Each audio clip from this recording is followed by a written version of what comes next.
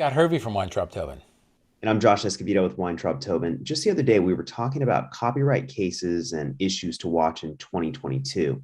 One of the issues we raised was the intersection between intellectual property and NFTs. It just so happens that just a couple of weeks later, we have a new case to discuss. That's coming up on the briefing.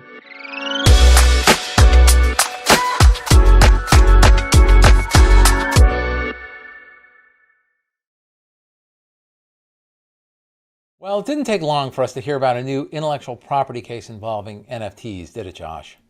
No, it sure didn't, Scott. And for those of you who tuned in the other week when we discussed copyright cases to watch for in 2022, we discussed the fact that we believed that you would see many more NFT cases implicating intellectual property rights and issues. The case that gave rise to that discussion was the dispute between Quentin Tarantino and Miramax Films over Tarantino's stated intent to sell NFTs of scenes from Pulp Fiction. But today, we report about a different case involving the intersection of NFTs and intellectual property. And interestingly enough, it's almost an inverse of that situation. So let's get into it. While NFTs do not seem to create new intellectual property rights or an exemption to intellectual property law, there seems to be substantial confusion. That's for sure. To start, let's talk about a case known as Tamarine Art LLC versus Hussein.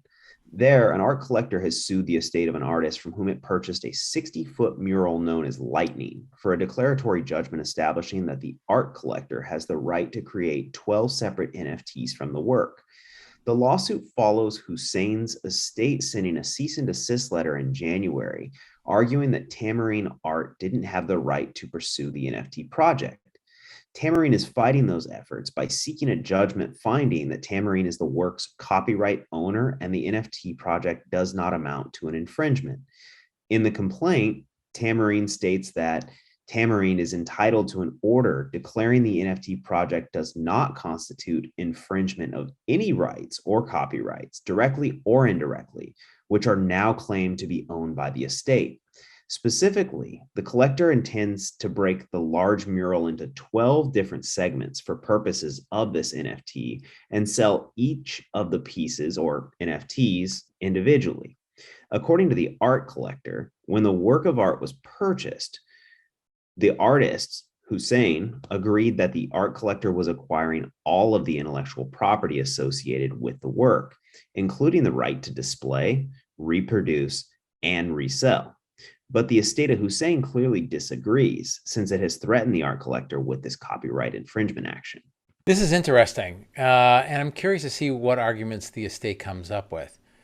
If the art collector really did obtain the right to reproduce and resell reproductions, because that's the only thing that you could resell other than the original copy of this artwork, then I don't see how the NFT project would infringe any copyright if any copyright continues to exist within the artist.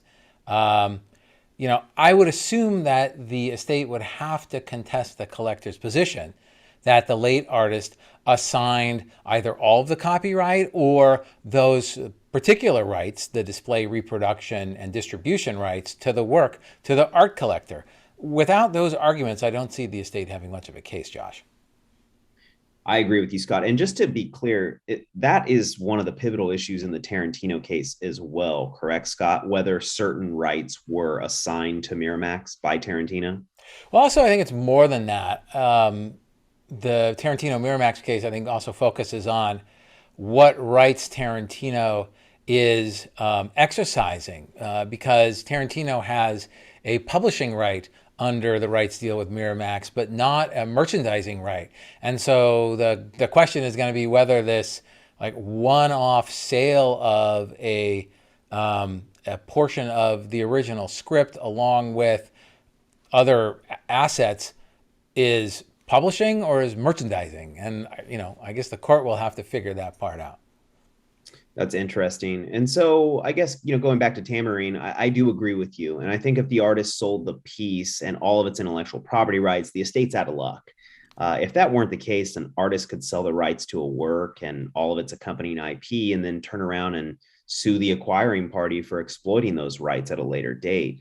That's not the appropriate outcome under intellectual property law. And to me, it seems like an unlikely outcome here. Frankly, as interesting as this is, just because it's interesting. I mean, the guy is looking to, well, not the guy, but the art collector is looking to turn this piece into NFTs for commercial purposes. But what's really going to come down to a contractual issue, or I suppose a copyright issue on some level, and it's going to come down to an argument about what rights were assigned. And this may be a situation where there's a written agreement. It may not be, but I really think if there is a written agreement, this would be a clear-cut case. Well, remember, if there's not a written agreement, you can't transfer you can't transfer those rights. Remember, in order to transfer a right under copyright, it needs to be in writing. So, otherwise, without a writing, maybe you have a license or an implied license, but you're not going to have a transfer of any of the exclusive rights. So whether it's all of the copyright or an exclusive right under the copyright, it needs a written agreement. So remember, we're just dealing with allegations in a complaint, right? So we don't know what's out there. So if the art collector is just, saying what he's saying and doesn't have a written agreement, either giving him the exclusive right to all of the copyright, the exclusive transfer, or the exclusive distribution, reproduction, and display rights, then he's going to have to prove an implied license. And, that's a factual inquiry, and that might be tough to prove. We'll see. It'll be interesting to see what the art collector actually has to establish his claim. And then it'll be interesting to see what the estate is able to put together to rebut whatever claim or whatever evidence he presents in support of his claim. I agree with you, Scott. And that's a really good point about there having to be a writing to transfer those rights. I think that this is a case where if there is truly something to be contested here, we're going to find out what that is pretty quickly. Otherwise, it's one of those cases where, you push each other so much and somebody finally files a lawsuit and the other side says, oh, wait, I don't have a claim here, so I'm just going to go ahead and bow out of this one. So I think we could see this case go away very quickly, or we could find that it turns into a very interesting dispute depending upon what the arguments are. Yeah, or what it could be is it also could be that the art collector really had those rights. Let's assume that it wasn't a transfer of all of the copyrights, but it was an assignment of the exclusive, reproduction and distribution rights. And frankly, I don't know. I mean, the only other right that the artist could exploit would be the derivative work rights, because I can't really think of any other, exclusive rights under the Copyright Act that would be worthwhile for the artist to exploit. But just assuming that the art collector had the exclusive, the exclusive reproduction and distribution rights, then the question is going to be whether or not the right to distribute includes the right to modify, or maybe even they may argue that the creation of NFTs of these panels is a derivative work of the art as a whole, and maybe he doesn't have the right to create a derivative work.